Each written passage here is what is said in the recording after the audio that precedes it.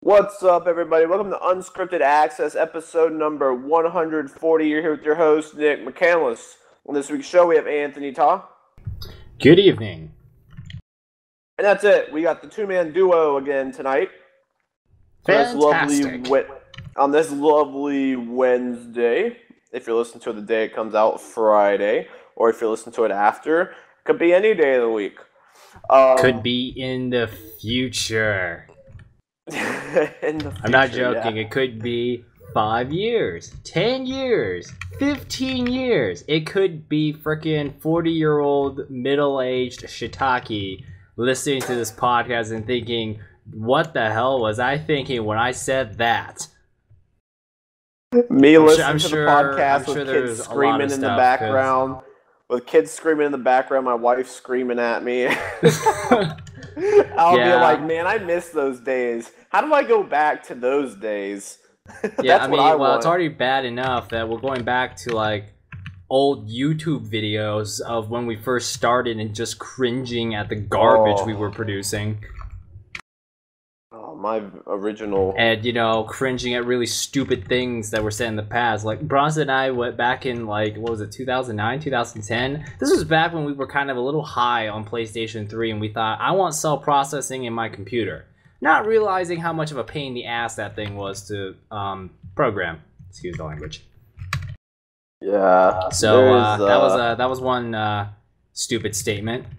I want cell in my computer. Theoretically great. In practice, not so much. But yeah, The future. It's gonna be weird when we go back and listen to our old stuff. I can imagine.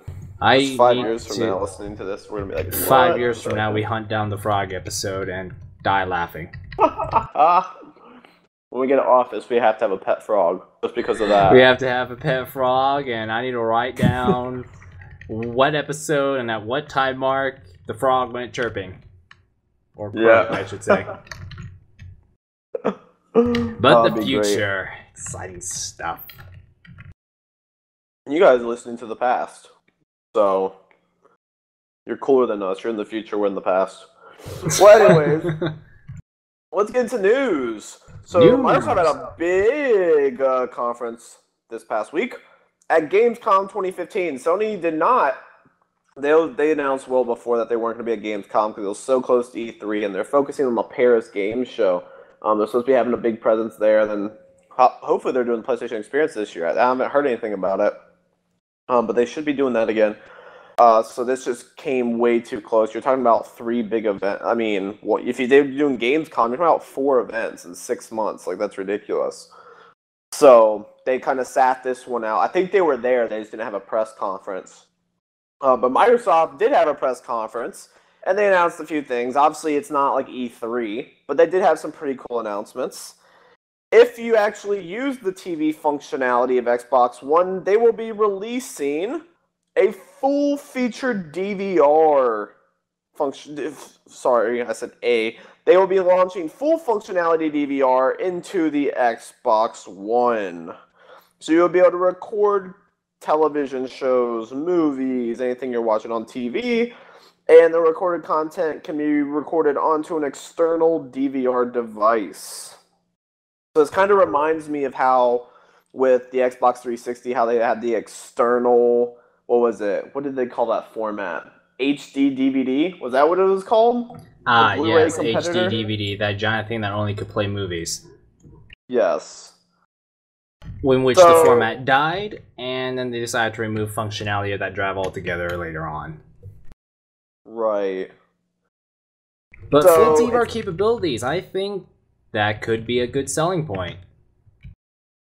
Because, well, that makes your TV feature more meaningful, because you just say, Xbox, go to ESPN, and it would just do it, and you don't have to, like, hunt through your gigantic channel catalog that comes with digital cable these days. So I think that's pretty freaking amazing, because if there's one thing Kinect is used for, it's voice recognition, even though that's a really expensive way to do voice recognition. But that's still a pretty interesting feature, and once you put DVR in, hey, that's kind of awesome. Maybe I just say wanted to watch the Bears game, but oh crap, I'm at work, and all I can see is a score off my phone. So, hey, that's a pretty big feature right there. I mean, I wouldn't be surprised if they start shoving down NFL Network on those Xbox ads because it's the official game console of NFL. As if you would have picked anything else like Nintendo. It's just like, official game console, really? There was another choice? Please tell me, NVIDIA Shield, official system of the NFL, right? It could have been on PlayStation. I was just saying the PlayStation doesn't have all the TV functionality. Xbox and Madden. Well, yeah, but Sony had a relationship with Madden for the longest. Yeah, until recently. Yeah. But they will. So the only requirement is that it's going to be built into the Xbox One, but the only requirement is you cannot record onto the Xbox One disk drive. And they said they're doing that because they don't want to have to worry about people running out of space for gameplay. So you have to have an external drive hooked into your Xbox One, and it records to that external drive. They did not give a specific time frame, but they said that the functionality will be coming in 2016.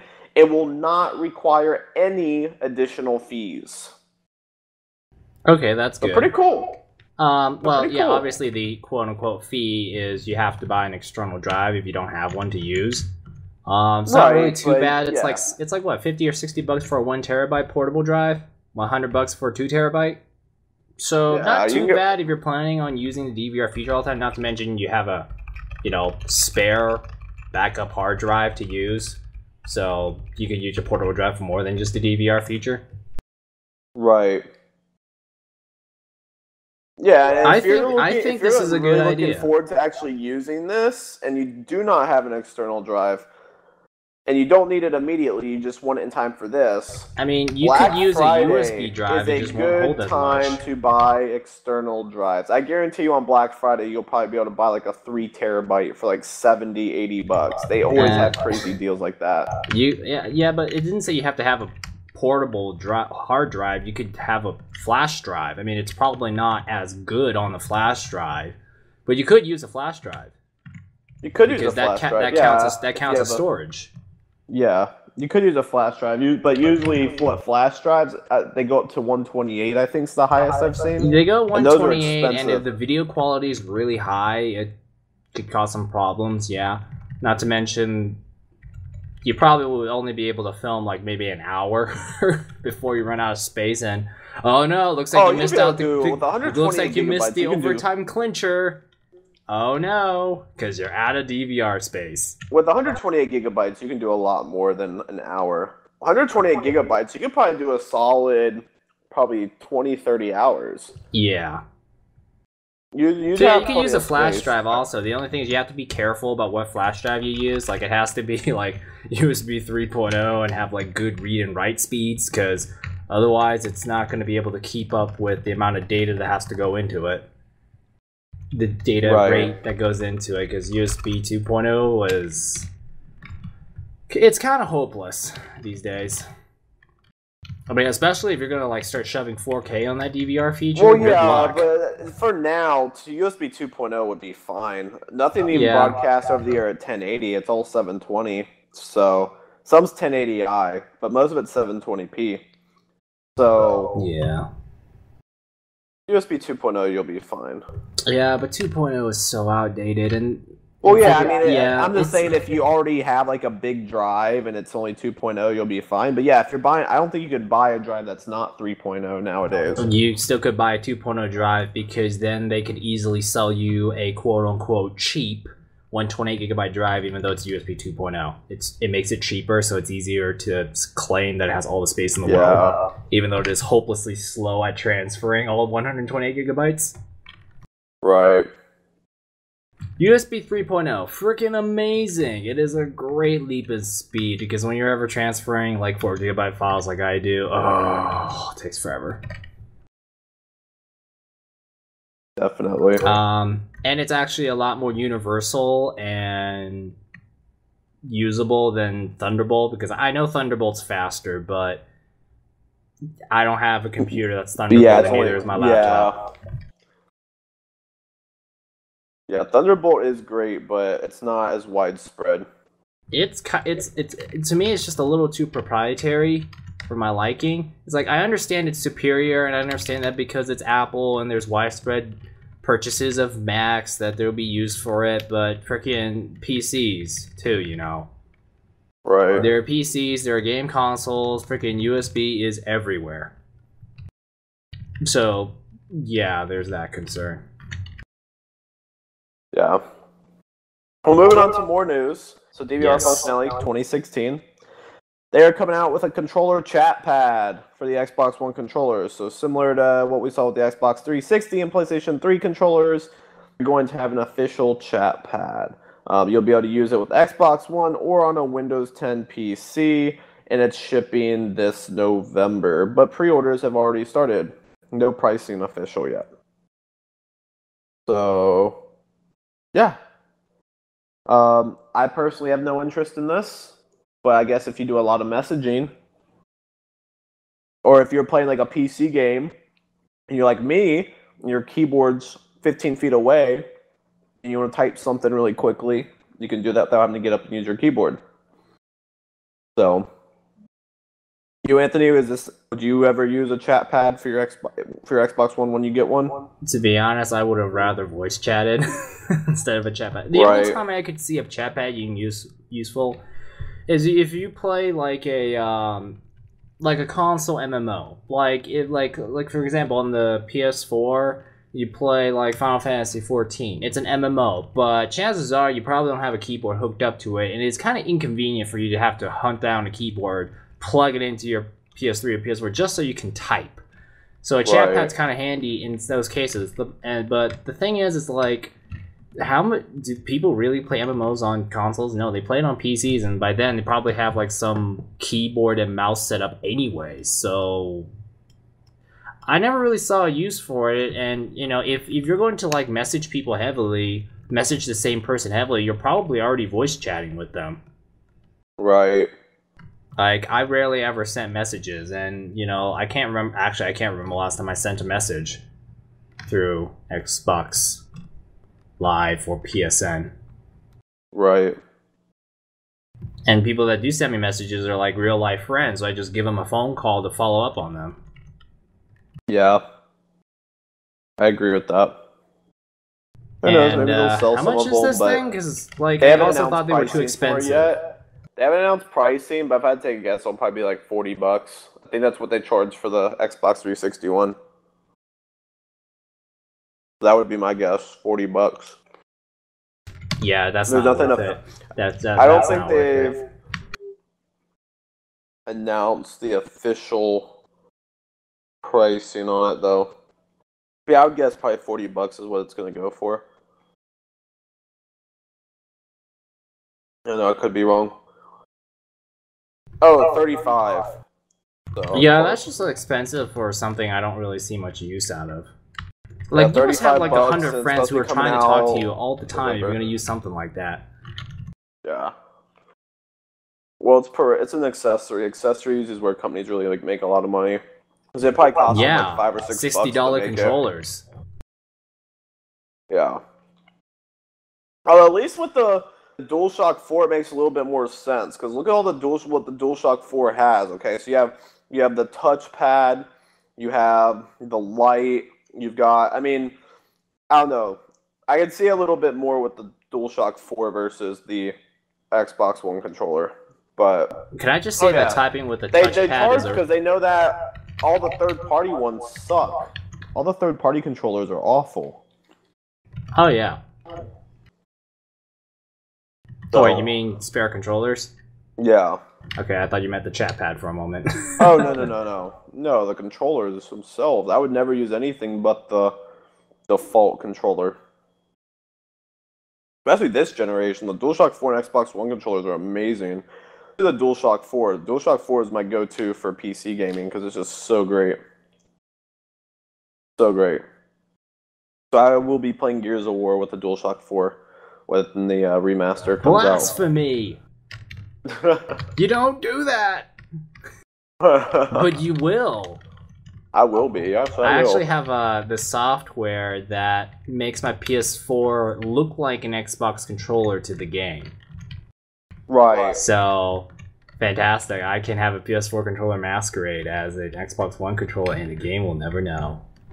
Yep, you could get Halo Combat Evolved and play Halo Combat Evolved. Oh, man. That would be fantastic. So just play. I'm playing Halo. Just play Halo. 4. Just play well. Here's the thing. Like just play Halo 2 on Windows Vista and just use the PS4 controller. And, okay, that's kind of overkill. Yeah.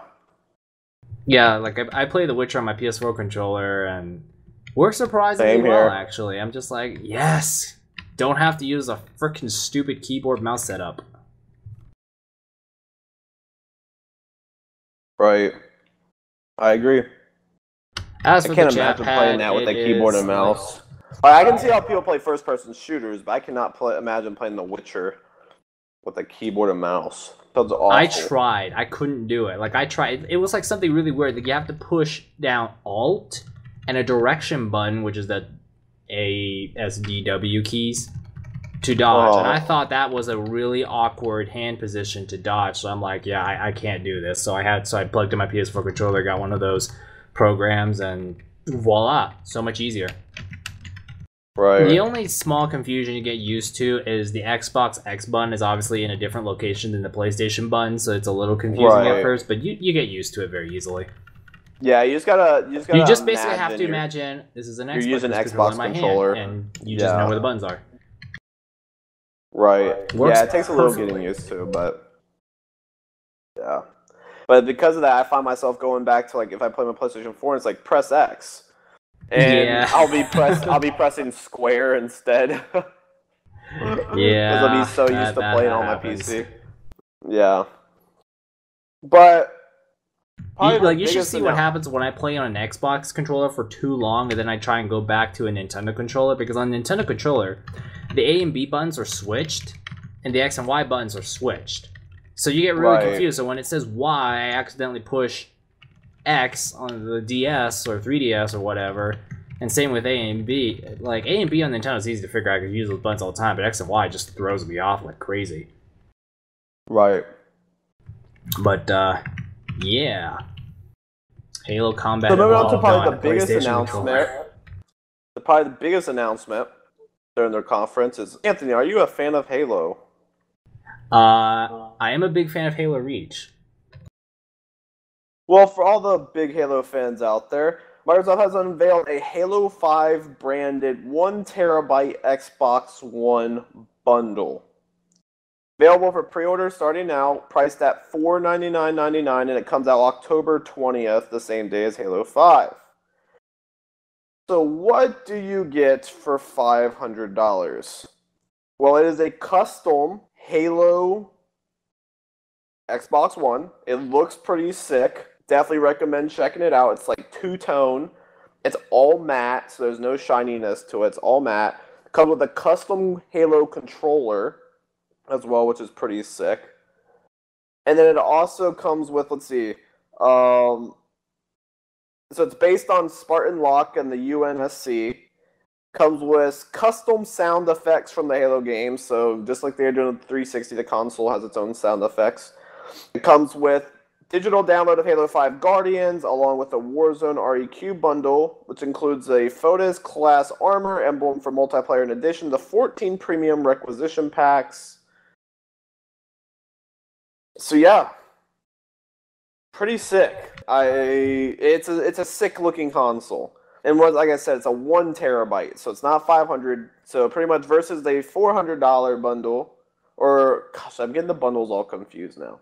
Microsoft makes a bundle for everything, so it's okay. Yeah. So wait, the 500 gigabytes, $300, right? Is it 300? Or is it? No, 350. 400. 350. Okay, yeah. So for the extra $150. You're getting double the storage space. You're getting Halo 5.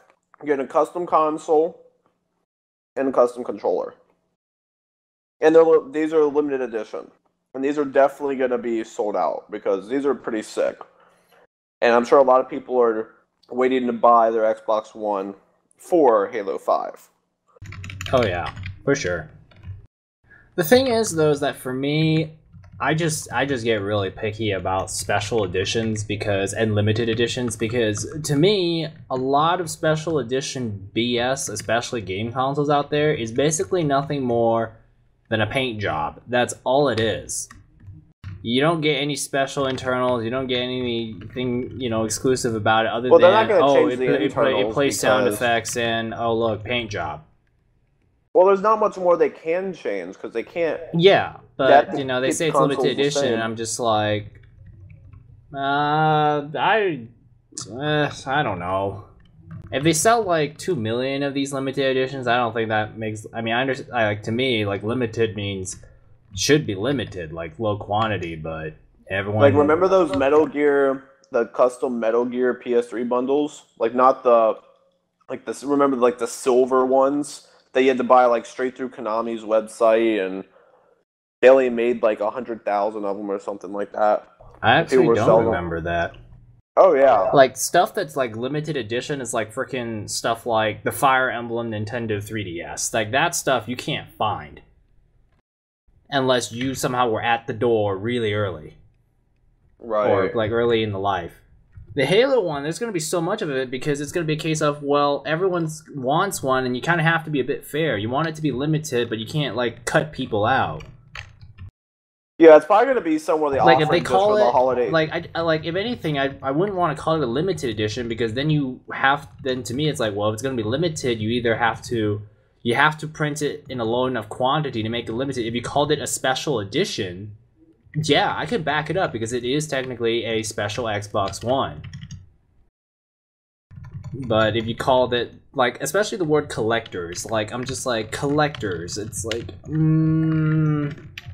yeah, it's hard to tell it's hard to figure out what is considered collectible, especially in present time when you don't know how valuable these things could be in like 10 years or 15 or 20 years down the line, but I don't know, I just kind of feel like the collector's limited edition stuff is getting kind of abused. Because it's like, look, you get some book, CD that's cheap to print, and a toy.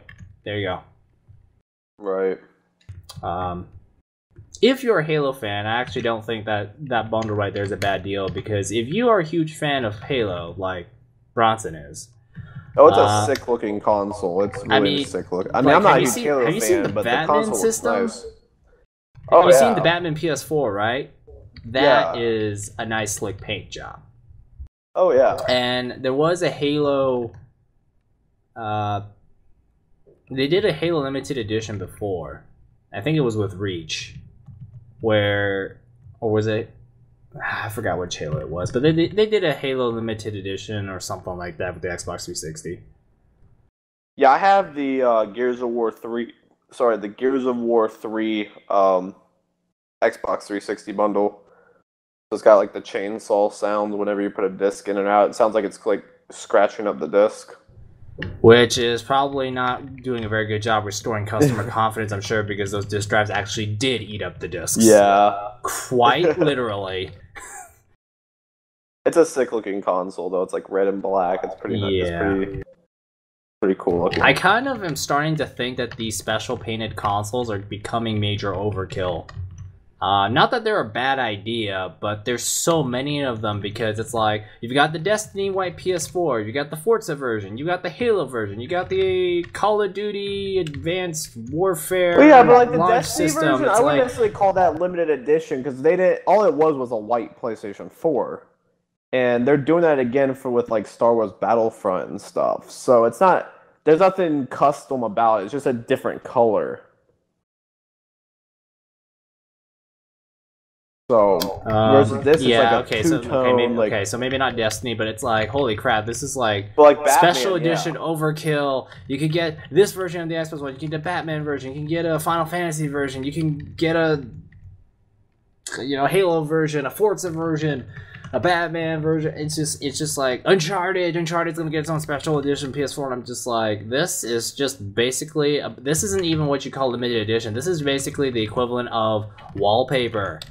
and paint. Right. That's all it is. It's like, I mean, like, oh look, my desktop has limited edition Mass Effect wallpaper. It's instantly special because it has different plastic on it. Right. Yeah, there's like way more special edition BS right now than there was previous generation. Well, I'm aware that with the PSP. What? With the PSP, they did a ton of bundles like that. Oh, freaking! Have you seen the original DS? There was like maybe 5 or 6 different Pokemon versions, and then there was a Fire Emblem one, and then there was a Mario one. Then with the 3DS, you had the Zelda one, you had a Majora's Mask one. It makes more you had sense a Fire with Emblem the portables, one. because portables you're carrying around and you're looking at them, versus consoles, usually you just set them down.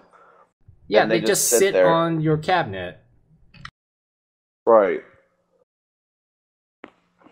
And it's like you unbox it, oh man, this looks really cool. I mean, like, to me, like that's like one of the reasons why I just kind of don't really care about special edition systems like this. Like, for example, I got the special limited edition Zelda Wind Waker bundle, and it's basically a black Wii U with a black Wii U gamepad with some Zelda etchings on it, painted etchings or whatever on it, and I just kind of look at it and just think, it's not that special. It's just a Wii U with a bit of Zelda paint on it, and that's it. Yeah, and yeah, that's just kind of how I feel. It's like pick your color, pick your paint color. It just comes with decals. That being said, though, I'm not saying it's a bad thing, because if you're a Halo fan, yeah, a Halo Xbox One is gonna be pretty awesome because you're a fan of Halo. That I understand. I just don't know if you would exactly call them limited edition, considering there's so many freaking versions. Like, there's gonna be a Forza 4 version of the 1 terabyte Xbox One coming soon. You mean Forza 6? Forza 6, yes. Yeah, no, they're gonna promote their backwards compatibility by coming out with Forza 4 and the Xbox One, and they're gonna bundle it with that instead of Forza 6. Could you imagine? How awful that would be.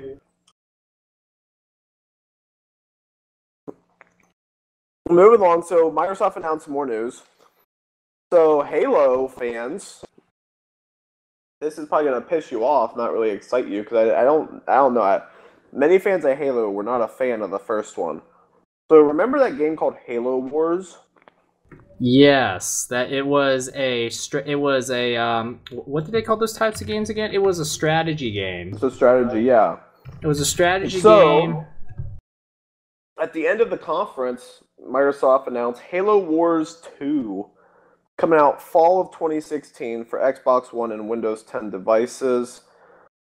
Halo Wars 2 is an exciting new strategy game packed with fast-paced action, massive battles, and an all-new Halo story, coming to the Xbox One and Windows 10 in fall of 2016. Yeah, so the original Halo Wars, I think, was like a strategy game that was made by the now dead studio that used to make Age of Empires. Hey, I remember Age of Empires. Yeah, I used to play the hell out of Age of Empires back in the day. I thought Age of Empires was good. I kept playing the demos of 2 and 3, but for some reason never bought them. They're great. But Halo Wars was... I don't know, I tried it.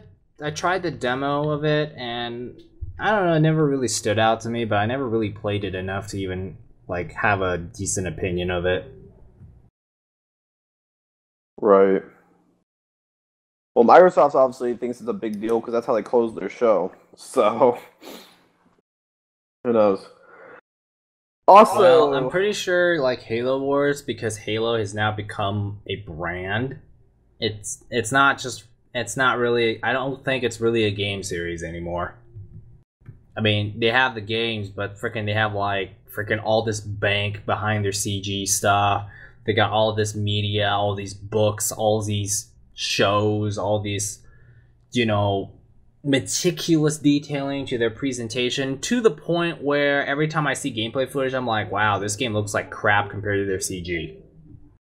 And I'm kind of saying that in a bad way, because I remember it's like, wow, Halo's got so much presentation, and then I see the game, and I'm like, This looks kind of just... The game doesn't look as good because they have basically brainwashed my brain to thinking, oh, Halo's like the greatest Hollywood cinematic effects thing ever. Right. Like, freaking the amount of bank that's behind Halo is ridiculous. Like, it's like I said, it's more than just a game series now because, like, just freaking look at... Like, just look at Windows 10. It's like, you've got a new web browser that used to be called Project Spartan, and Cortana, who supposedly died in Halo 4, is now your search engine. It's your Siri. Because that isn't creepy in any way. It's more than a search engine. It's like voice control. It's your intelligent personal assistant, or whatever the hell they call it. Yeah. It's basically Siri and Google. It's basically like Siri and Google and all that kind of stuff, where you're just like, hey, Cortana, can you tell me when my next appointment is? You know, stuff like that. Right. Which is, again, creepy because, well, Cortana died in Halo 4. So... She's come back to life. Well, no, Cortana's died in the future. She's just born now, so she could die later. I mean, think about it. Yeah. At least Cortana has lived an amazing lifespan of hundreds of years. I don't even know what year Halo takes place in. It's definitely in the hundreds because it's like way in the future past the Mass Effect timeline, which is in the year 2183, 2185, stuff like that. Right. Sci-fi. Fun stuff. Fun stuff. But Halo Wars, yeah, I don't know much about it. It's just the old Halo Wars was made by Ensemble, and they're long gone now. Yeah. Let's make a Halo MOBA. A Halo RPG. Let's make Halo more than just a shooter now. Right. Halo will now be its own trading card game coming soon. Oh, gosh. Yeah. Halo racing games with the terrible handling warthogs. Awesome. They did actually put the warthog as an Auto Vista vehicle in Forza 4. That was an interesting curiosity. Really? I didn't know that. They did. They put the warthog in Forza 4 and Auto Vista, and you can look at it in detail and start the damn thing, and Cortana narrates the thing for you. So that was an interesting curiosity. I did not know that. Interesting. So, Gears of War Wait, didn't you play a lot of Forza 4, or did your Forza addiction start with 5? It started with 5. Oh, man. I'm still kind of bitter that I couldn't beat any of your times at frickin' E3. I'm just like, god damn it. I mean, it kind of shows that you really did play the crap out of Forza. And it has been years since I played it seriously. Not to mention I tend to drive slow cars. Because I'm too practical. Driving Escalades. Freaking, it's amazing. I get my Xbox One. It's not going to just be Forza 6. There's going to be a copy of Forza Horizon 2 sitting on my desk just because, one, the world looks absolutely awesome. I kind of like that open world, you know, joy factor. You can just go around and just toy around in this open world in your modified car, and not many games really do that these days. They all just focus on close track, so that's fun for me. But mainly because, you know, Bronson was looking.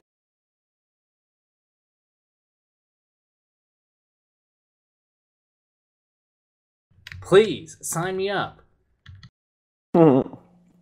And no, I'm not gonna be one of those retards that's gonna put like 25-inch dubs on it. No, I'm just gonna do no, I'm not that kind of guy. Freaking, like, if you look at me, I'm not that kind of guy. I just like being understated, which makes zero sense because there's nothing understated about a Cadillac Escalade. Because yeah, but it's just like, oh man, what if I put an extra 20 horsepower in the Cadillac and put better brakes so it doesn't like stop like garbage? Stuff like that. But oh man, a Cadillac Escalade, and it comes with an interior. Yes. That is fantastic. And I'm gonna buy the game and probably be a little mildly disappointed. I still don't remember how I got so obsessed over frickin' Driveclub and that damn stability light. Because I thought they were going to simulate so much in that game, but turns out that light is just there for aesthetic reasons. Because the handling physics pretty much would have been like that regardless if you put the light in or not. So it was okay. Yeah, I geeked out a little too much. Coming to Forza 6. Coming to Forza 6. A wagon. Sign me up. It's just like, ooh, a Volvo. Okay, funny. I'll stop there. My car tastes are like bizarre. You're the hippie of the car market. Hipster. When it comes to car games. The hipster, not hippie. It's like, why drive an SUV when you can have a wagon that has an equal amount of space, gets the same gas mileage, and is as fast as the car it's based on? Like, why would you want an SUV? Because it's easier to get in and out of? Because you want to drive a soapbox on wheels? Okay. Okay. Everyone buys an SUV? Oh, because you want to hover over everyone else? Because you think you're so safe even though your SUV weighs like 6,000 pounds and can't stop very easily? Oh. Yes, I'm a hipster of the car market. Oh, I don't drive a new Challenger. I'll drive a Charger. A Hellcat? No, I wouldn't want a Challenger Hellcat. I'll get the Charger Hellcat though, because with the 4 doors, I can carry 2 extra people in the back seat in good comfort while going 201 miles an hour. Think about it. And I got a trunk, so I can put my vacation luggage going 201 miles an hour. See? I'm practical. A 4-door sports car. Huh. Well, actually, believe it or not, actually those things, actually it does make good sense, because if you only could have one car, you would want 4 doors so you can carry people in it and go fast at the same time. It's like multiple purpose. It's fantastic. I mean, it doesn't look good. I mean, I understand that, like, obviously 2 doors would look better than 4, but, you know. Yeah. I understand, yeah. Well, alright, cool. So Gears of War fans, we already know about the Ultimate Edition. Well, Microsoft announced some pretty cool news. That Gears of War Ultimate Edition will come with all 4 Xbox 360 titles from the series for free. Whoa, Gears of War 4? No, Gears of War Ultimate Edition. So Gears of War Ultimate Edition is coming out this year. They include 1, 2, 3, and Judgment, all for free. And they're going to be the backwards compatible Xbox 360 versions. So they're not going to be remastered or anything, but they're going to come with Ultimate, which is the first Gears of War remastered. So you can have the Ultimate Edition of a broken game, the unmastered version of a broken game, a good game, and a disappointing game. Gotcha. Exactly. Pretty much. Man, I freaking hate Gears 2, but at least I had some good memories from that game. Yeah. There is a bummer, though. If you previously purchased the DLC, it will be supported by the Xbox One backwards compatibility. However, we are not gifting DLC as part of this package. So you do not get the DLC for all the games. You're just getting the standard backwards compatible versions of the games. Still a pretty good deal if you... I mean, they haven't announced the pricing on it, but... It'll probably be like $40 would be my guess, which would be, or I don't know, maybe they'll go for a full 60. Maybe that's why they're throwing in those games to help justify the price. I don't know. What's the price of this again? They haven't announced it yet. It's gonna sound like what's got me excited for is it's coming out on Windows 10 and 4K. That's got me excited. Gears of War in 4K, baby. To be pretty sick, and it supports it's running DX12, so that's exciting too. So we were talking about racing games. Driveclub. Remember how bad of a launch it had? Ah, yes, I vividly remember that. Bronson and I did 60-minute access 3 hours before it was due to launch in the West Coast, and the servers were already broken. Well, you would think that the game wouldn't have sold well, right? Like, they had all the layoffs and everything. The game actually didn't sell bad. So, Paul Ruchnitsky, sorry if I messed the name up, he was the game director of Driveclub, posted a picture on Twitter. The Driveclub has sold 2 million copies, and that is before the release of the PlayStation Plus edition. So they have sold an actual 2 million copies of Driveclub. So that game sold. That's good. I mean, it's not Forza numbers, but for a game that had a horrendous for like a racing game that's made by MotorStorm guys and isn't like some prestigious, isn't like some prestigious brand like Gran Turismo, Forza, or Need for Speed. 2 million is actually really good. Yeah. I mean, I like That's a lot more than I thought they would have sold. Like, I was thinking they'd be lucky to get to 1 million.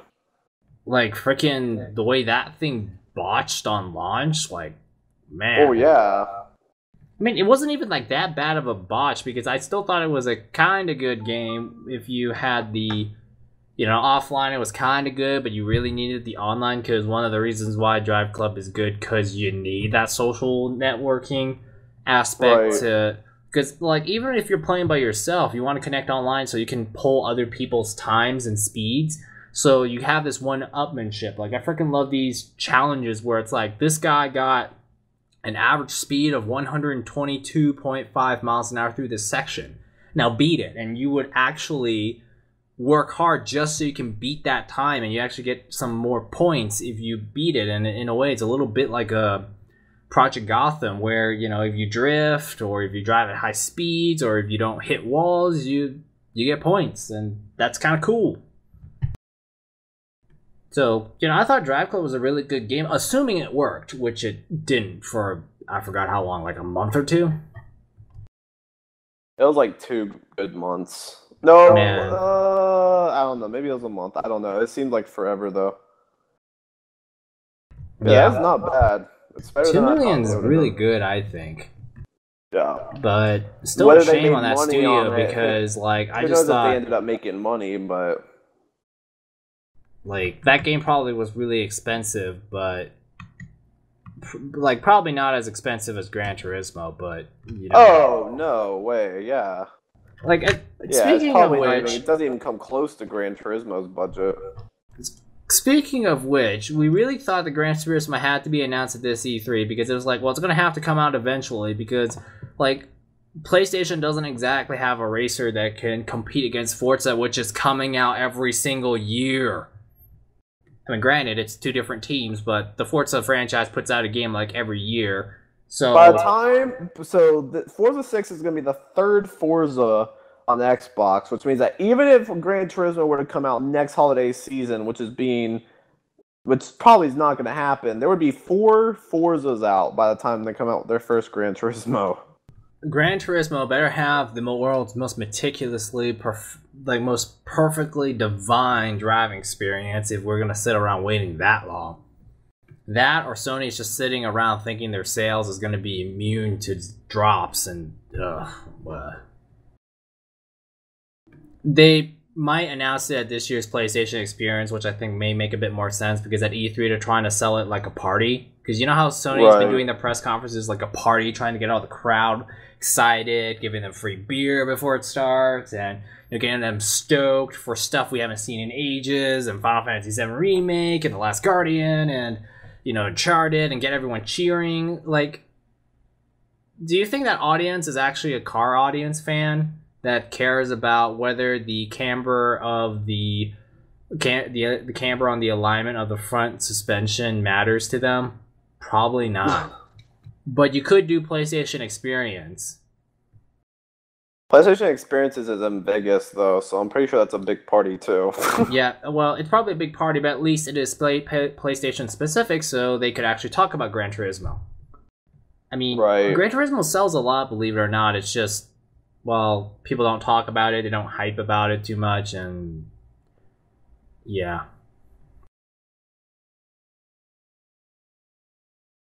Cool. Well, some good news out for Metal Gear fans, especially for me as a PC gamer. Metal Gear Solid 5 was originally going to come out like a week or 2 after the console versions, which really bummed me out because I really want to play it on PC. I really didn't think I could wait. Well, now I no longer have a decision to make because it is coming out day 1 with the consoles now. So it's coming out September 1st. So super, super exciting. Also, Konami's... What's that? But Nick, this is the ultimate question. Does it support DirectX 12? Probably not. This game because you remember how a long time ago. There was like this 1 or 2 month stretch where you would talk about nothing but DirectX 12. Well, guess Well, what? I'm super Windows excited. 10 is out now, and DirectX 12 is out. Well, the games have to come out now, though. Yeah, it doesn't just like make The Witcher things has better. to be patched with DirectX 12, which, holy crap, what's that going to look like? And, well, then you'll probably be able to run it without any problems at 60 frames maxed out with Hairworks on your machine. Actually, I'm already kind of doing that. Really? Apparently, The Witcher... So they came out with patch 1.07, which is a gigantic 2 gigabyte patch. Did you it used to be that I love the new the control scheme in that game. Well, not control speed, but control mode or whatever they call it. I love it. Have you tried it yet? I haven't tried it yet, but you gotta try it. It's awesome. It's so much better. Like as far as controlling Roach and Geralt, oh, it's so much better. Just go into the settings and you change it. Oh yeah. You know, with like Geralt and with like Roach, it felt like controlling them. It's like I don't know what's the word for it. Disjointed.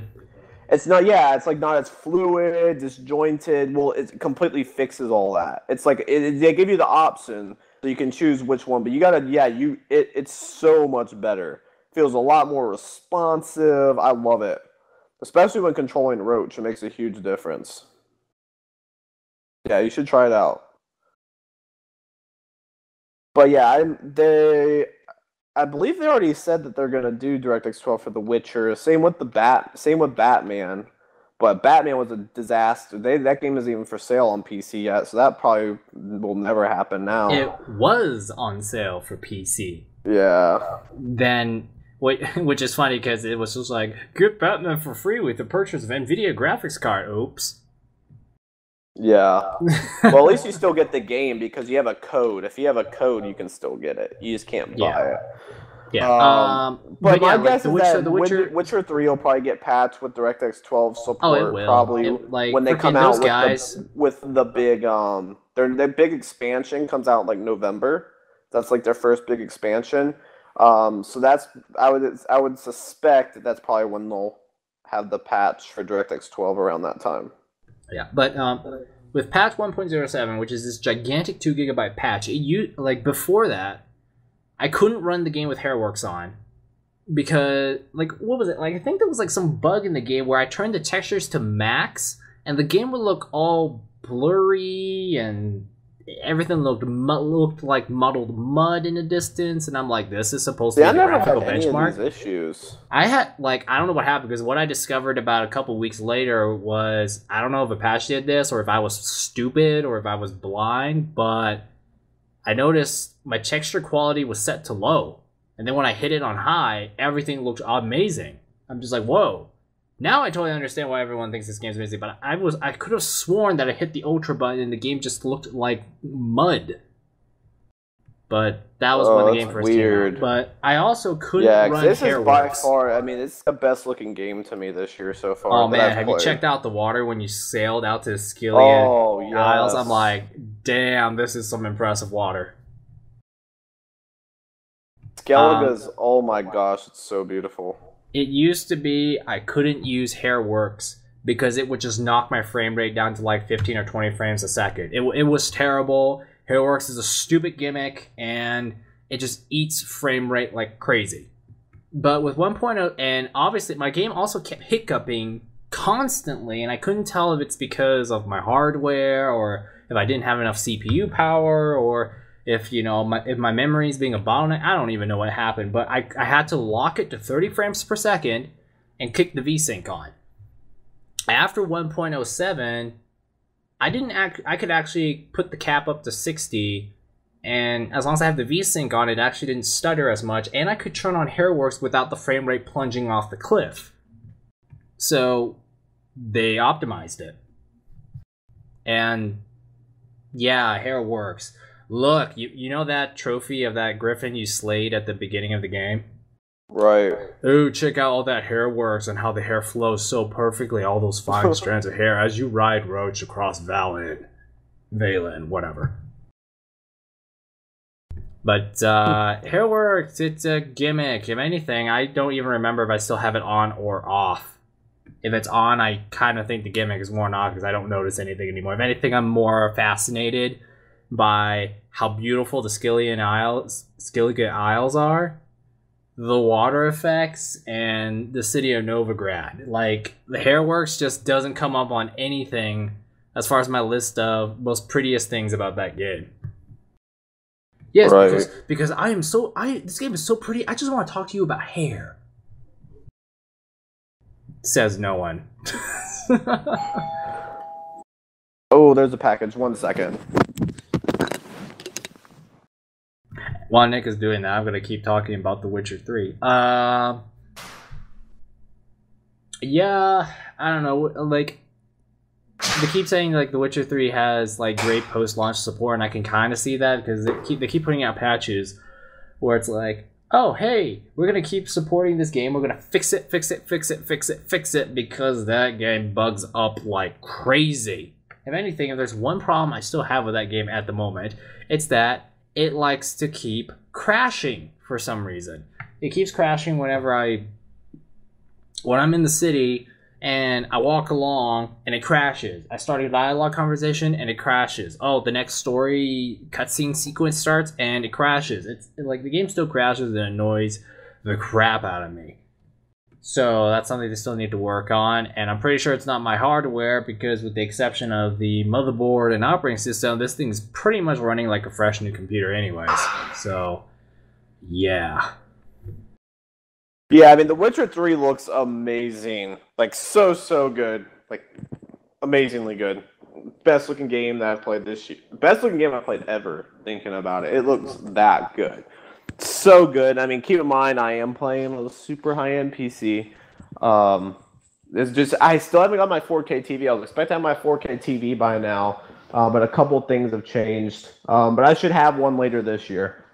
So that it will be exciting. This is a terrible path that you're down on. And then hopefully by then there'll be the DirectX 12 support, so I can potentially run it 4K maxed out. Because I was curious, and I can do 2K maxed out, run at 60. If I want to do 4K, I have to go down to like 30, which I definitely don't want to do.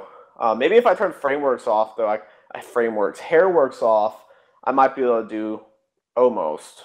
But gosh, it looks so beautiful just thinking about that game in 4K. Oh my god. I mean, like, The Witcher 3 is like beautiful not just because the water looks amazing and, you know, the Skellige Isles looks amazing, but it also does a very good job of like detailing, hey, not everything about fantasy is clean and pristine. Like, freaking, have you seen like Val in the city of Novigrad? Like, freaking, that place is nasty.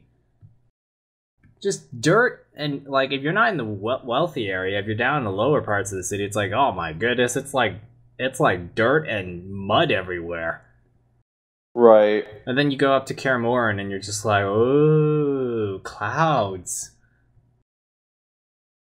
But yeah, that game is very pretty, and apparently you don't need to have like a Crysis grade machine either, because I have like I don't even have that super high end of a computer, and it looks great at 1080p with reasonable frame rates now that they've optimized it and fixed a lot of things. Right. Yeah. But Metal Gear 5 on PC. Yes. That's good. That's great. That's good news.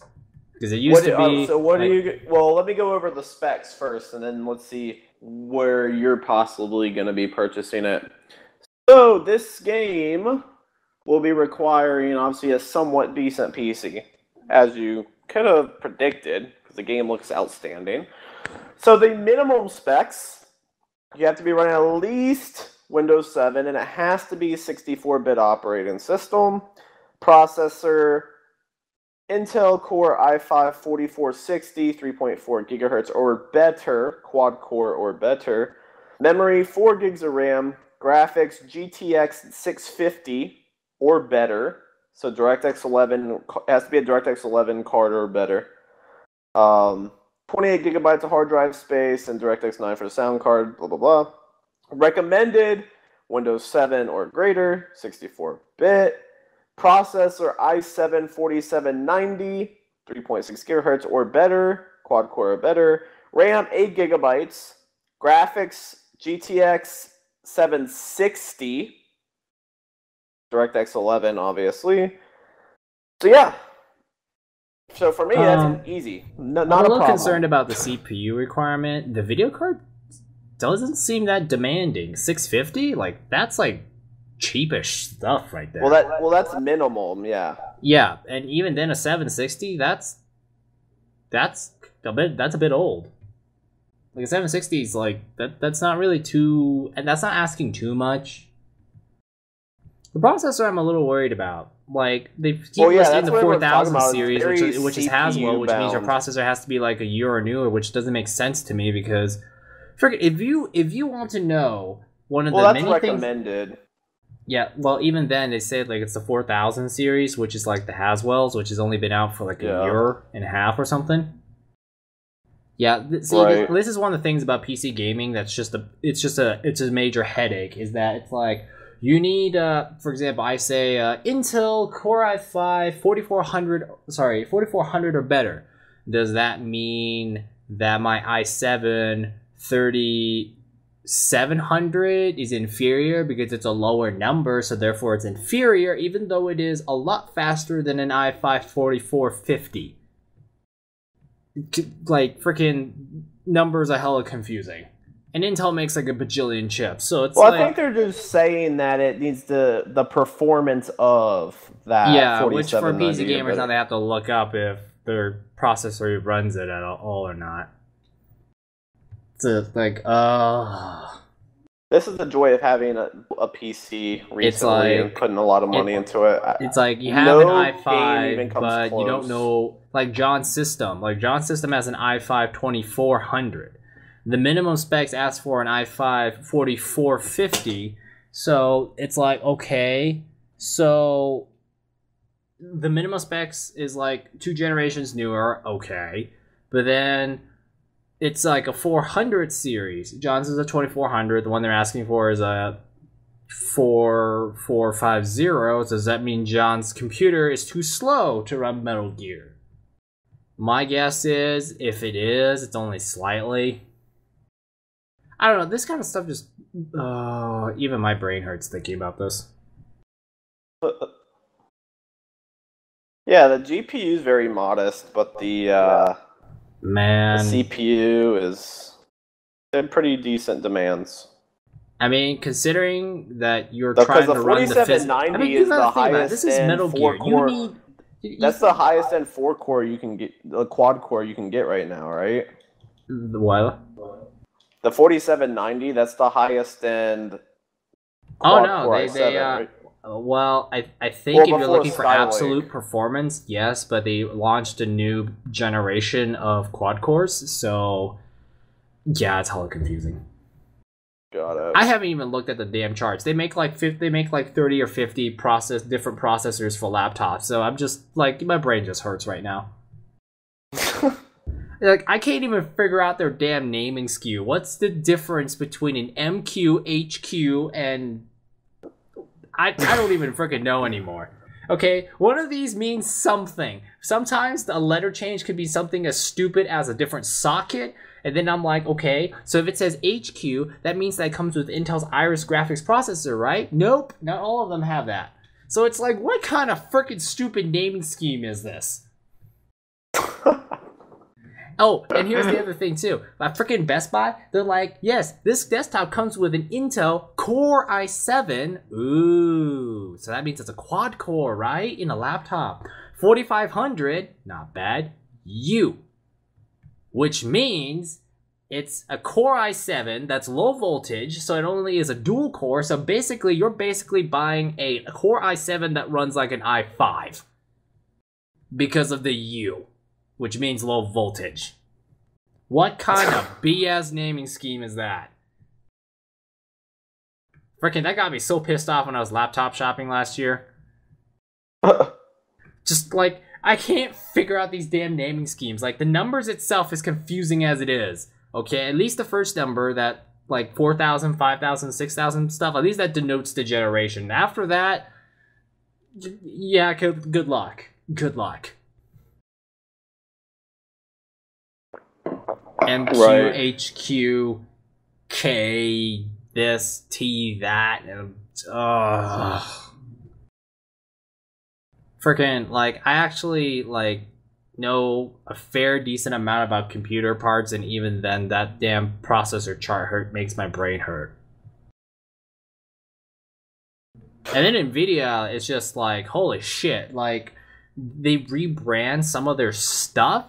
Like, for example, on the NVIDIA 800M series, which was laptop only, the 960s and above are based on the older Kepler architecture, and the 830 and 840 and 850Ms are based on the Maxwell architecture.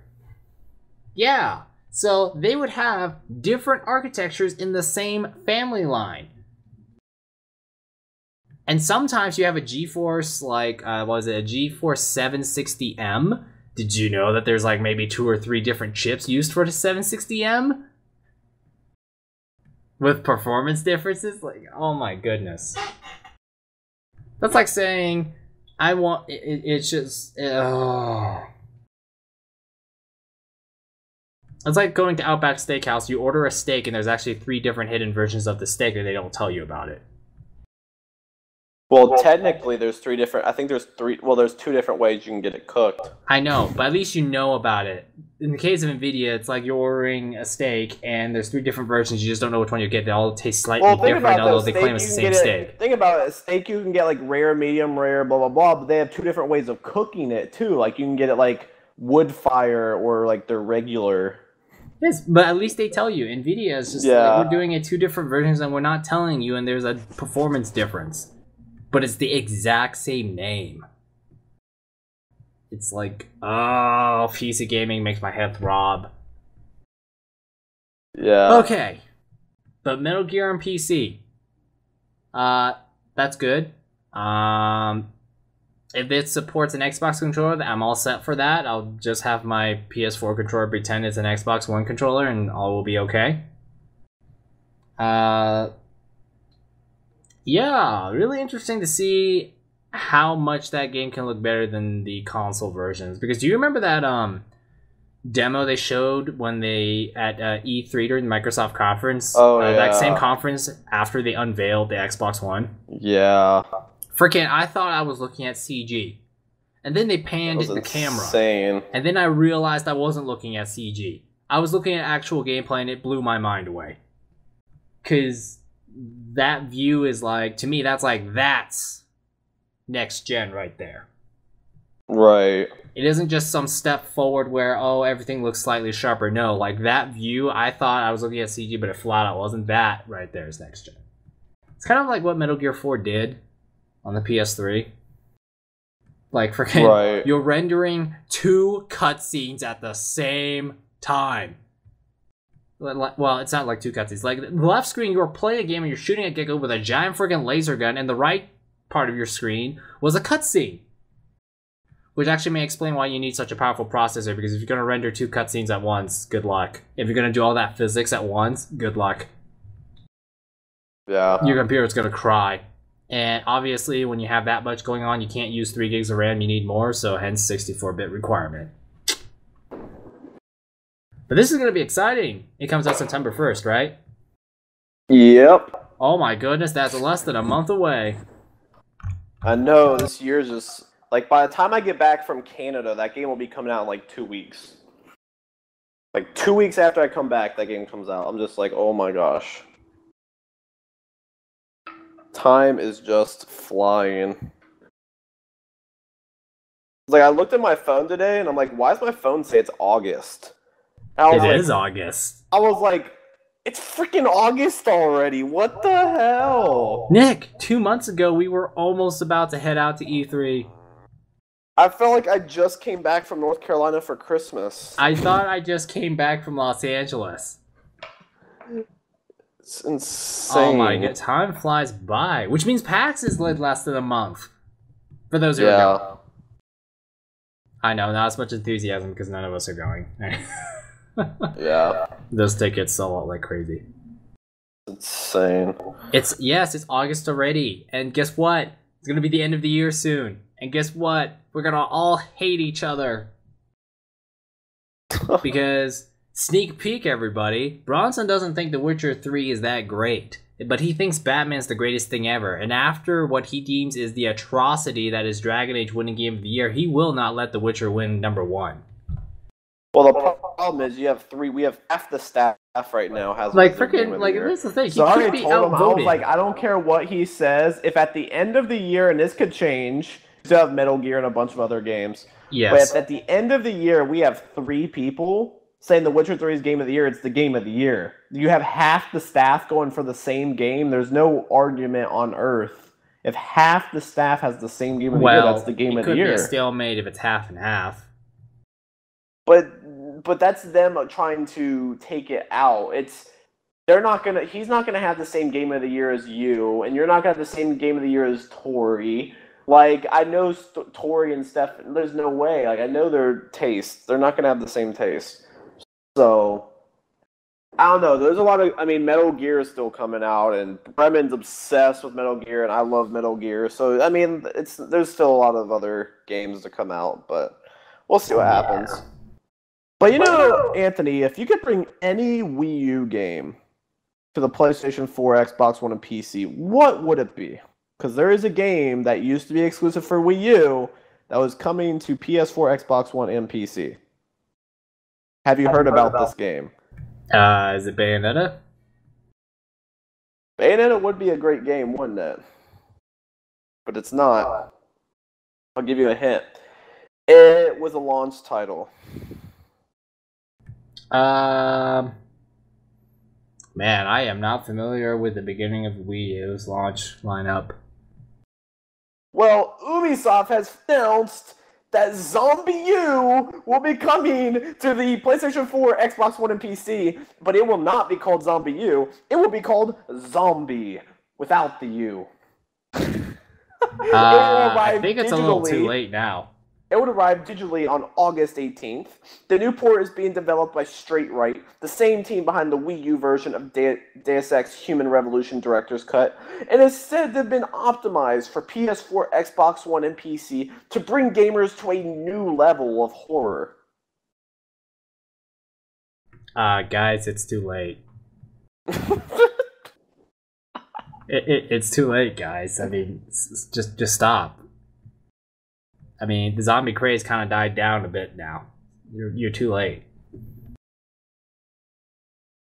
Zombie. I don't know. If they're releasing it digitally, if they release it for like $10-20 maybe. $10. But not, yeah, they can't do it for more than that. Why are they doing this?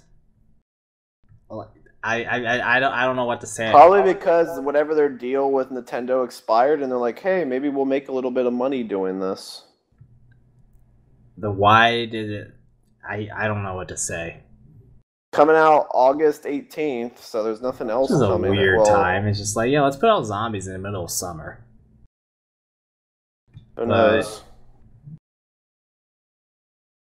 Yeah, Zombie. Coming out August 18th. Yeah, no one's most anticipated game of the year. Oh man, it's gonna sweep it all. More horrors than The Witcher can. Zombie U topping the botchling. Okay, what's next? Because I don't know what to say to that. Well, that is all I had for the news this week. Did you have anything? There was not much going on. Yeah, there's not much going on. Okay, so I want to talk about this. I touched on it last week, but it was so new that there was really nothing really to say quite yet. But Windows 10's been out for over a week now. If you have Windows 7 or 8.1, you get a free upgrade. You just download it and install. You can burn your own DVD and you just throw it into a computer, upgrade it, and you're good to go. It's that easy, and it's crazy how simple they made it, because there's no stupid ridiculous product keys or anything for the upgrade. And I've used Windows 10 for a few days now. I put it on my laptop because that is the quote-unquote lowest risk computer, because I'm not going to put this on my desktop and risk it breaking down and then figuring out how the hell do I reinstall all my freaking games and save files. So far, what I think of Windows 10, it's a lot like Windows 8.1 with a redesign in a good way. runs like 8.1. The start menu is back, which is nice, but they also did that whole tile stuff, so that way I have many quickie launch buttons. That's nice. I love the desktop workplaces because it's like having sort of a dual screen, a way to dual screen without really dual screening. And yes, I know Linux had this feature before, but it's awesome to have it in Windows, so I'm all happy for that.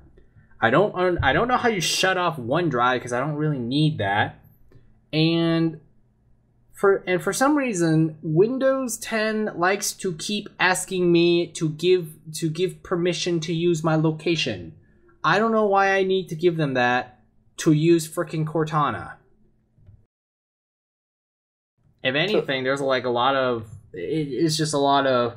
Yeah, we could do text prediction. Yeah, we need to collect information so we can personalize your experience. Yeah, we need your location to use Cortana. Really? Because why? It's not like I need to look for restaurants near my house right now. And if I needed directions, I'll just type in the address of my house to go wherever. So, yeah, I haven't really used Cortana. Microsoft Edge, I didn't really use that either because I'm still using Chrome. All my programs that I do use on my laptop actually work in Windows 10, like they did in 8.1. So my capture software still works. My Office Suite still works. TeamSpeak works. My games still works. Final Fantasy 14 is still fine.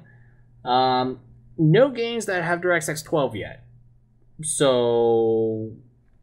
that's still way up in the air.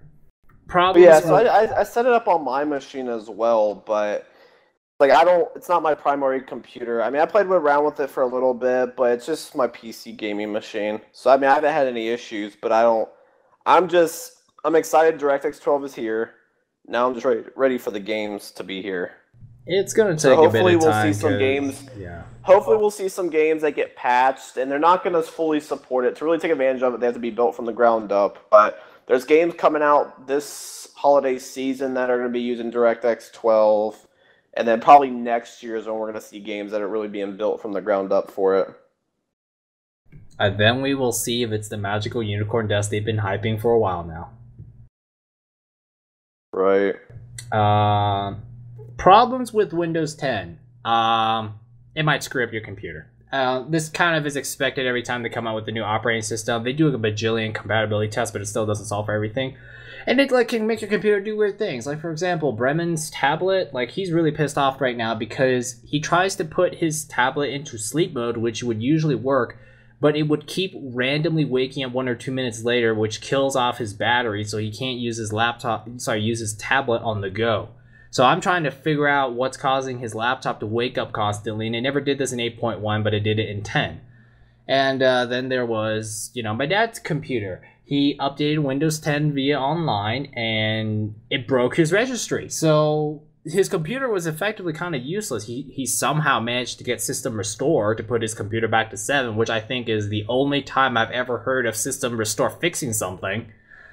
But he used the install disk that I had burned, and, well, Windows 10 works fine on his laptop now. So there's, like, compatibility issues. I've seen a person's laptop only work with the Wi-Fi only half the time, and yeah, it's kind of expected. Every time you have an operating system, you get compatibility messes all the time. Yeah. Yeah, I use a MacBook, so I've messed with it a little bit. I've played a couple games, but it's not going to do anything for gaming until the DirectX 12 games start coming out.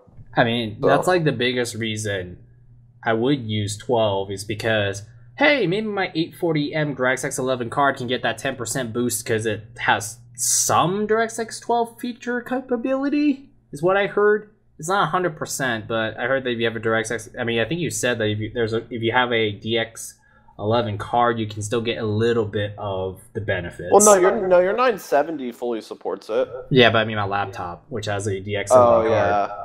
Well, yeah. I mean, it's a useless DX11 card anyways, but still. Yeah, it'll support DX12, just not fully. Yeah, that's interesting. But yeah, freaking when I put Windows 10 on my desktop computer, with the exception of the motherboard, it is gonna be like a brand new computer. It's amazing. It gets me really stoked.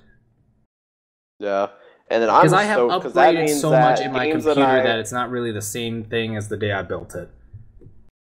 Yeah, what gets me stoked is that because right now, like, there's not many games I can run 4K maxed out. Like, I have to lower stuff or I have to do lower frame rates, but hopefully with DirectX 12, that won't be an issue anymore.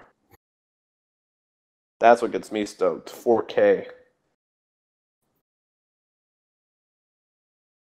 I know. You guys hate me. I was streaming, I was just talking about like how good the game looks. I'm like, I can't wait to get 4K, and people are like, Nick, why? Are you satisfied that you're maxing out like one of the most demanding games? I'm like, not really. I was like, I need to max it out. This is a terrible hold, Nick. I told you.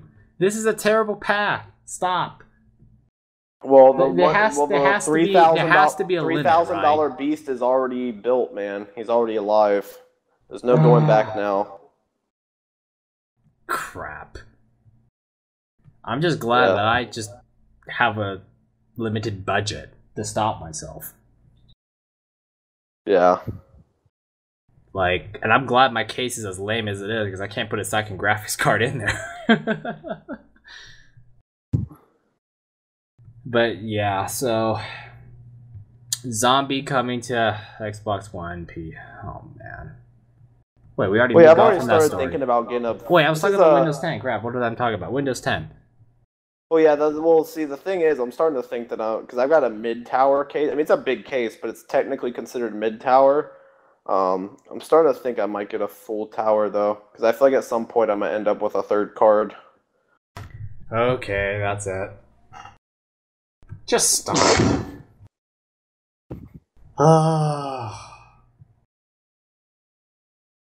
But yeah, Windows 10, it's still early.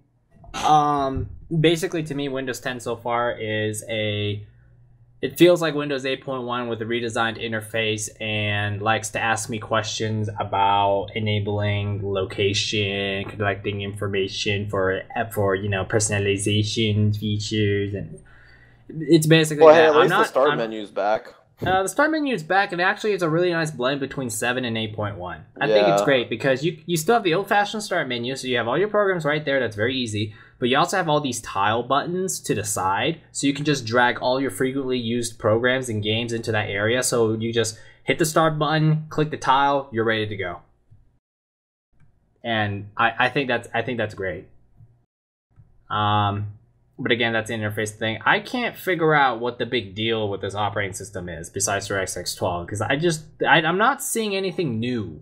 Well, it's because think about people who were forced into Windows 8. They had to deal with that travesty, and now they're finally getting away from it. That's what the big deal is. And then for gamers, it's DirectX 12. That's what the big deal is. I know, but like 2 years for this. I really don't know. Like, I look at this and I'm just like... Well, I don't know. I don't really use PCs, so I don't... I mean, like I said, I look at this and I'm like... It's a custom-built gaming machine. That's all I use it for. Yeah, it used to be in the past, each new Windows operating system was such a huge leap over the old one, for better or worse. Like, when you went from 95 to 98, okay, that was kind of like that was a good step forward. When you went from 98 to ME, that was terrible. When you went from ME to XP, that was a colossal jump. And when you went from XP to Vista, that was also a huge jump. Probably for the worst. And when you went from Vista to 7, Vista was basically... awful. Well, when you went from Vista to 7, 7 is basically Windows Vista, but fixed. And that in itself was already a gigantic change. Right. Because Vista was that bloated.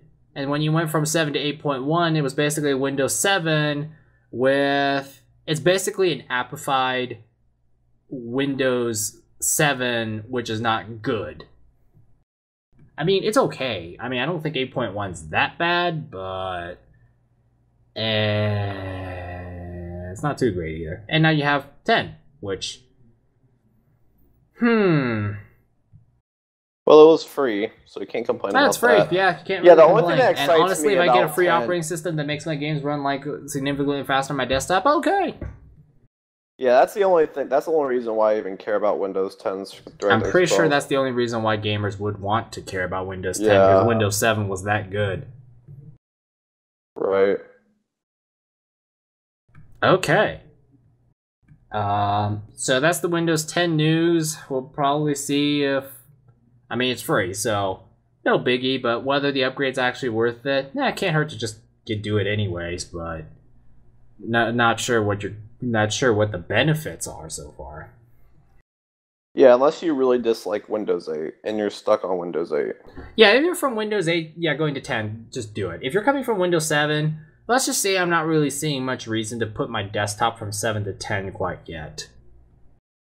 Right. Maybe when the games start coming out, and maybe when I'm sure that all my programs on 7 is going to work in 10, then I can think about it. Exactly. Yeah, Yeah, for me, Windows it 8, was a no-brainer because I don't have anything really on my desktop that I need. It's just pretty much all games. That's all it is. It's just games. And that's all I use it for. A $2,500 game system. Dear well, goodness. $3,000 because I put the other 980 in there. Oh, great. It's going to be it was $2,500 until I added the other 980. Great. What's next? Another... Well, next is the 4K TV. And then after that is 2 SSDs in RAID 0, right? Well, no, I'm not going to do that. You freaking have that set up in your Mac. Why not do that? You're already down this hole anyways. I did it in my MacBook, and I realized how I don't know why you need... I ended up... I don't know why you need to run... I was like, that's so dumb, because I would have much rather had went with the Retina screen. But there was 2 reasons why when I bought my MacBook, I didn't... Because when I bought it in 2012, mid-2012, so I've had this thing for like 3 years now. And there was 2 reasons why, because this was like right when they came out with the Retinas. There was 2 reasons why I didn't buy the Retina version of it. One, and it had nothing to do with money. Well, one is that the Retinas didn't have the disk drive. And I wasn't going to use the disk drive, but I had this brilliant idea, because I had read about it, that wait a second, I can replace the disk drive, the storage drive, which means I can take 2 SSDs and put it in a RAID 0.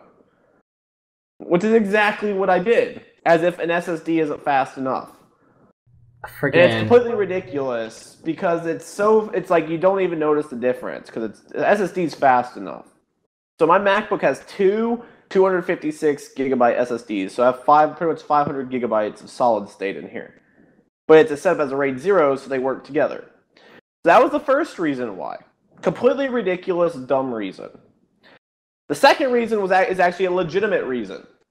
The second reason why is because with the Retina, they made the RAM, it's not user upgradable. So with a Mac, if you go from like 8 to 16, and I definitely wanted 16 gigabytes because I was doing like video editing and stuff. Go from 8 to 16, it was like an extra $300, $400. Whereas me, I just bought the 8 gigabytes and I upgraded to 16 myself. So it was those 2 reasons why I did not go with the Retina version. But I've had this MacBook for 3 years. It still operates like it just came out of the box. It's never slowed down on me. I've never had any issues with it. And it doesn't feel a single bit aged whatsoever. It runs all the latest software without any issues. It's going to be supported for at least another 2 to 3 years. No complications. Doesn't randomly freeze on me. Doesn't randomly crash on me like a PC does. Because I've had my $3,000 PC just randomly crash several times. And it's not because of the hardware. It's not. Because my hardware is well beyond anything someone needs. So, in some ways, my MacBook is faster than my desktop. Like, as far as, like, productivity, yeah. Like, gaming, no, absolutely not. Not even close. But as far as productivity goes, it runs software faster, because that's what you get with a Mac, because Apple's in control of everything. They build the software, and they're in control of the hardware that goes in the machine, so they're able to optimize properly. So, since I bought this Mac, I'll never go, as far as my primary computer, I'll never use anything but a MacBook, because of the experience I've had. But yeah, the rating of SSDs was kind of dumb on my behalf, to say the least. I thought it was the best idea ever. And now I look back, I'm like, yeah, it's kind of dumb. It's kind of dumb. Yeah, freaking, I'm just like... The only reason why I would ever do that on my desktop is, so I have a 960 gigabyte SSD, and I've got about half of it filled up. Then again, I can always delete a bunch of shit, but I know myself, and I won't. I'll just get another SSD, and so I don't have to manage two SSDs. I probably will RAID them, but I won't be RAIDing them specifically for speed benefits. At least your computer has the luxury of space where you're like, oh, I'm out of space. Let me add another hard drive. Whereas in my computer, I have to like rejuggle hard drives. Oh yeah, so my desktop, I've got a total of 4 drives. I have my SSD, which is like right under a terabyte, and then I have 3 2 terabytes set up as a RAID. So I have 6 terabytes in that RAID. And that's pretty much, I use that, I put that on my desktop, and I pretty much just, all my like laptop and all, I just have everything backed up to there. I also have it backed to an external, but you can never have enough backups. So I have 6 terabytes and only about 1 terabyte of that is used. But yeah, I've got space to put maybe another 5 or 6 drives in here if I want to. Yay. One thing I can say about my computer is that as cramped and as ridiculous as it is, I showed Nick a picture, it is fantastic. You just need to invest in a new case, dude. Well, here's the thing. I think it looks beautiful because I managed to pack that much power and cooling into such a small little space, and that in itself is pretty impressive. But I won't do it again. Because let me tell you, to try and cram all that shit into a HP case that isn't even conventional to start with. Like, there's no conventional hard drive brackets. I had to convert one of my CD drives into a hard drive bay, and the secondary hard drive is mounted on the floor of the computer, and you got wires running everywhere, and the video card is so crammed up against the oversized CPU cooler that your hand has to be contorted into an awkward position in order to access that little latch to unlock the video card to get it out. But it looks great. It's like, oh man, it's like freaking, it's like I somehow managed to like squeeze all this power into such a tiny little case, and it runs fantastic. But man, I'm never doing that again. I mean, freaking, I don't have a DVD drive anymore because I had to kick that thing out because of the wiring. So I don't have a DVD drive. Not the biggest loss, but you know, kind of sucks if I have to reinstall an operating system. Okay, that's okay. That's what portable DVD drives are for. Ugh.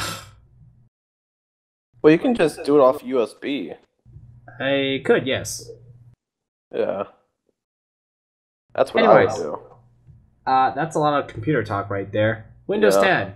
I'm not getting what the hype is so far. I mean, it's free, so I'm not complaining, and it's better than 8.1, so that's already an upgrade for my laptop. Well, wait, so you'll get it once the DirectX 12 games start coming out. Yeah, maybe. And maybe then I'll see that magical 2,000+% improvement.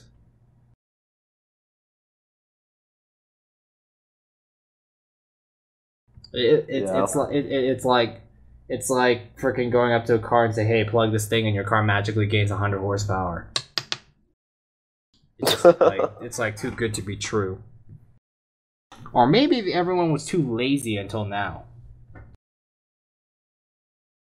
Anyways, maybe. So that's all the news I have. Cool. Do we have any questions from last week's show? I don't think so, but let me check again.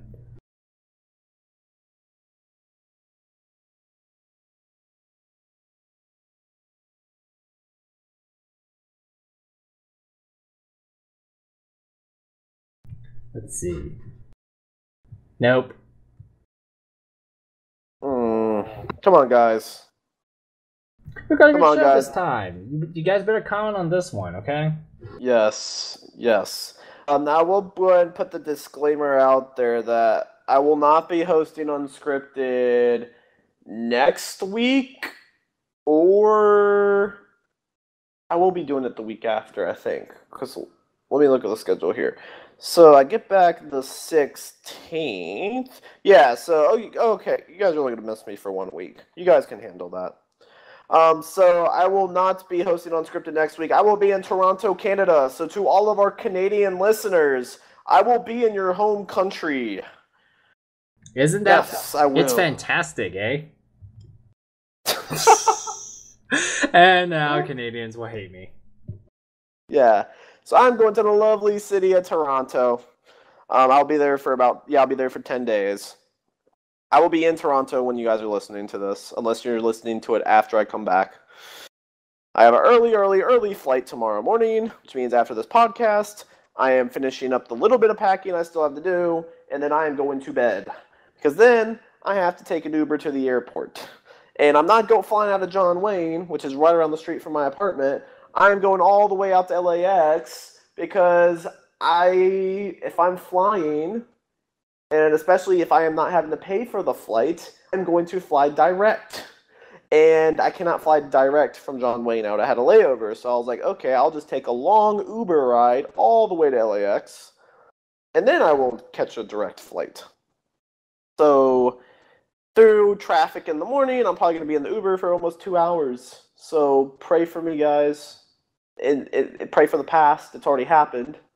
But when you pray, just pray and hope it somehow reverses time and it hits me tomorrow. Because I'm going to be in that car a long time. But I won't be driving, so it's all good. Being in a car isn't too bad when you're not the one driving. So, yeah, so you can just pass out. Yes, I will not be doing Unscripted. I won't be no shiitakes for all of this coming week. But I'm coming back the 16th. So after the 16th, which is a Sunday, I should be getting back into the normal scheme of things. So our lovely staff will take control of the site for the next 10 days. So, yeah. But leave some comments for the guys for next week. Please, please, please, please, please. And I look forward to coming back and doing the show again and streaming with you guys. And hopefully we'll have more gaming news next week and the weeks going forward. And then when I do get back, Metal Gear Solid 5 is coming out. Yay! Gosh, I've been waiting for that game forever. It's going to be sweet. Bye. So, alright guys, peace.